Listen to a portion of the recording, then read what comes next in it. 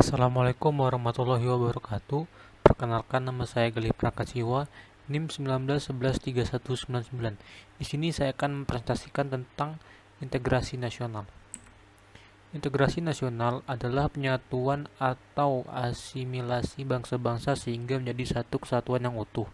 Pengertian integrasi nasional bermacam-macam. Menurut Kamus Besar Bangsa Indonesia, integrasi berarti berasimilasi sampai menjadi satu kesatuan yang utuh dan utuh.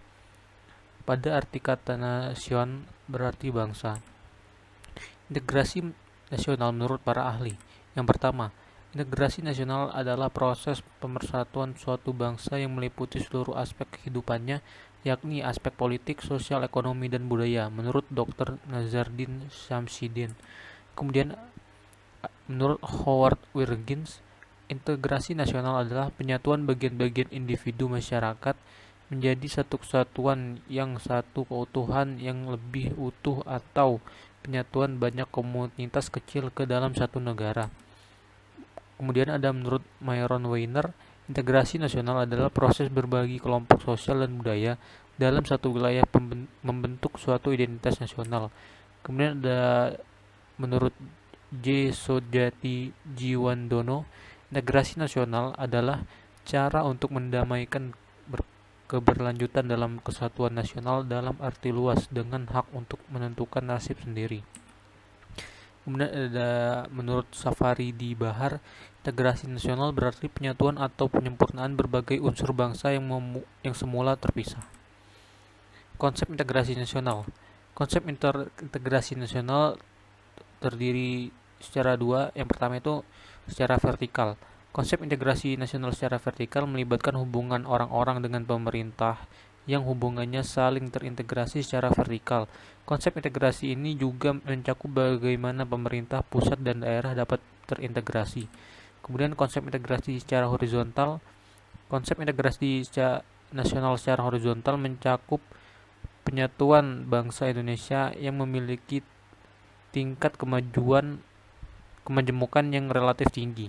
Bagaimana membangun identitas nasional yang sama meskipun kelompok masyarakat, agama, suku, dan identitas berbeda-beda. Kemudian syarat integrasi nasional. Syarat integrasi nasional ada 3. Yang pertama, adanya kesadaran masyarakat. Yang kedua, kesepakatan tentang aturan dan pedoman. Yang ketiga, adanya nilai dan norma yang berlaku. Kemudian jenis-jenis integrasi nasional. Yang pertama, integrasi asimilasi adalah bentuk integrasi yang merupakan perpaduan dua budaya atau lebih dan menghilangkan ciri-ciri budaya asli yang diterima masyarakat. Yang kedua, integrasi akulturasi adalah perpaduan dua budaya atau lebih tanpa menghilangkan ciri-ciri budaya asli lingkungannya. Yang ketiga, integrasi normatif adalah integrasi yang didasarkan pada norma-norma yang menghubungkan masyarakat. Yang keempat, keterpaduan perangkat merupakan keterpaduan yang terbukti merupakan hasil kesatuan individu dalam masyarakat. Yang kelima, integrasi idealis adalah integrasi yang dilakukan dan dibuktikan dengan ikatan spiritual yang kuat tanpa adanya paksaan. Yang keenam, integrasi fungsional adalah integrasi yang berlangsung untuk fungsi tertentu semua pihak dalam masyarakat.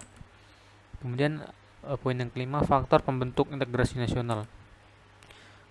Faktor bentuk integrasi nasional antara lain yang pertama, perasaan persatuan dan perjuangan. Salah satu faktor dan kontributor terpenting bagi integrasi dan persatuan nasional adalah perasaan berbagi nasib dan persahabatan yang sama.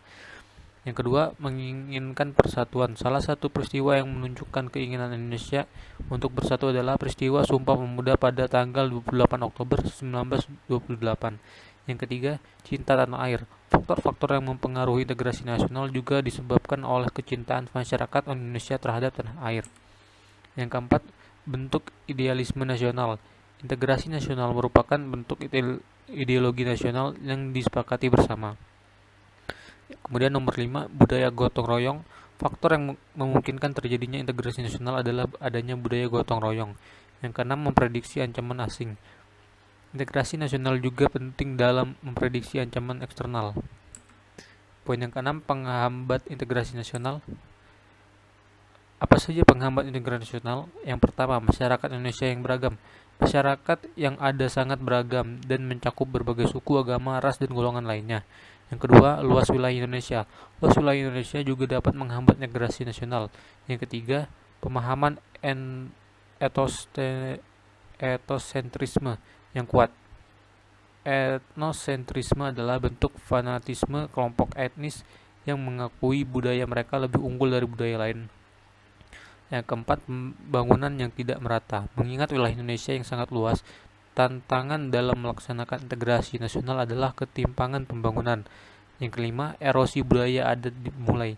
Indonesia erosi budaya adat juga dapat menghambat integrasi nasional. Poin ketujuh, contoh integrasi nasional. Penerapan integrasi nasional dapat diwujudkan dalam kehidupan sehari-hari. Berikut ini adalah contoh integrasi nasional lingkungan sekolah dan juga masyarakat. Yang pertama, seragam. Seragam sekolah berbentuk sama untuk semua anak sekolah. Yang kedua, pelaksanaan gotong royong.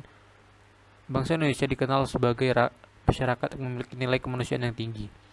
Yang ketiga, saling menghargai. Saling menghargai dan menghormati adalah bentuk lain dari integrasi nasional. Yang keempat, akulturasi dan akulturasi budaya. Semua daerah di Indonesia memiliki budaya dan adat istiadat yang berbeda-beda. Yang kelima, kepatuhan terhadap hukum.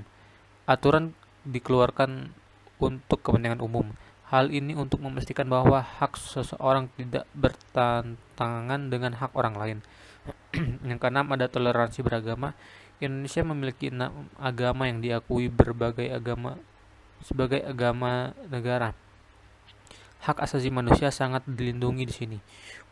Yang ketujuh, upacara bendera. Contoh identitas nasional adalah upacara bendera.